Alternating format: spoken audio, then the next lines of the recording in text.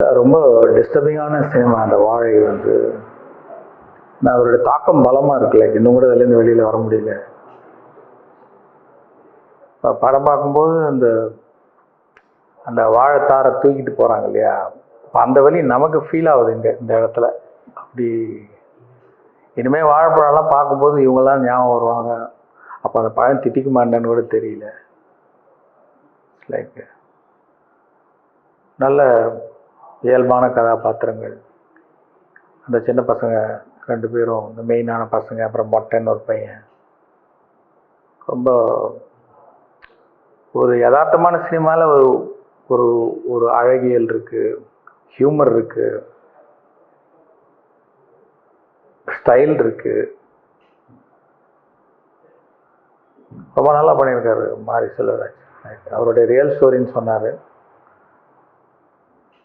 ஆனால் ஒரு இலக்கியம் மாதிரி இருக்குது படம். எல்லாருமே நல்லா நடிச்சிருக்காங்க. Like technically also, music, sounds, lyrics, cinematography, direction எல்லாமே நல்லா இருக்கும். ஆல் த பெஸ்ட் மாரி and the whole team. Thank you. செய்திகளை உடனுக்குடனும் துல்லியமாகவும் தெரிந்து கொள்ள சப்ஸ்கிரைப் பண்ணுங்க.